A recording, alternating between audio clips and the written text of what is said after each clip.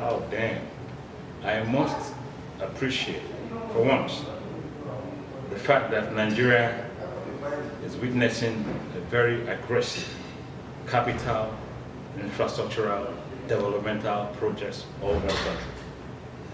I mean practical, not newspaper or television concord.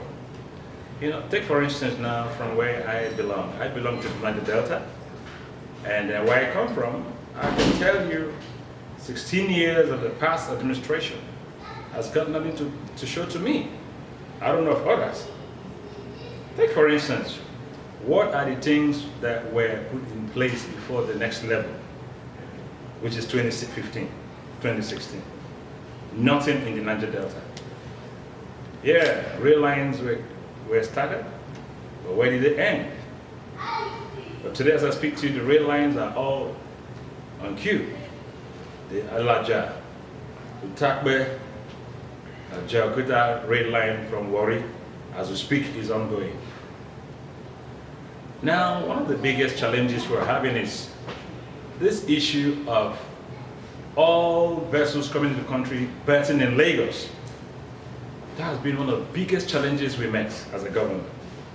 But today, the Escravos Seaport is undergoing serious dredging, where billions have been rolled into the project, and it's ongoing. Now let's leave that apart.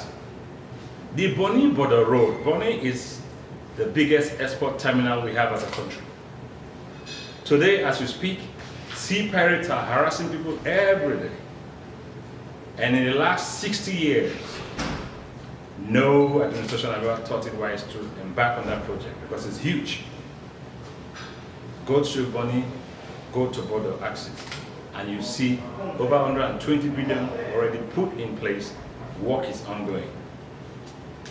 Where else again? There are so many, just too numerous to mention. Is it the rail sector? Today, Warri is so fortunate that we have the likes of Rotimi Amechi, who is a dogged fighter, handling a ministry like the Minister of Transport. And based on the kind of man he is, it's someone that believes in delivery. So if you go to most parts of this country now, rail lines are being linked up. And I can bet you with Amechi, Right Honorable Rotimi Amechi in charge, you're sure to get a good result. I pray they return him back to continue with the mega projects that is happening. Now, you are aware that this is a new administration, the second term of Mr. President. And definitely he needs a cabinet, an effective and efficient cabinet to be able to carry out his agenda. So, do you think Mr. President will, or do you think it's proper for him to retain some of his ministers? Or are you thinking of he should have a drastic change of his cabinet? There is no way he's going to have a drastic change because those that have performed so well must be given the opportunities to continue. The Transport Minister and some others who have really delivered in their various offices must be allowed to keep up with the good work they started. Continuity is one of the biggest things that has always hampered projects in Nigeria. And one thing I want Nigerians to appreciate, it's not about President Buhari or any other president. It's for the first time in the history of this country, a government came into power without abandoning any project. Do you know, even during the PDP era, presidents that took over from other presidents abandoned projects. Governors that take over from PDP governors abandon projects just because they want to answer that name, this is my project. But here's a president who came in and said, I can't waste the resources of Nigeria. And so every project matters to me. What it was started by Goodluck, what it was started by Obasanjo, I must complete them. And even when the crowd, there was so much loud noise about him not executing a project of his own, he didn't bother. He didn't bother. He kept being focused, and as I speak to you, that's one of the biggest achievements Buhari has done. And I think Nigerians will quite agree with me that once you can't continue with any project, that is the beginning of the downfall of a nation. What is your opinion in making sure that there should be a free, smooth relationship between the executive and the legislature this time around. Well, you can all agree with me that all over the world,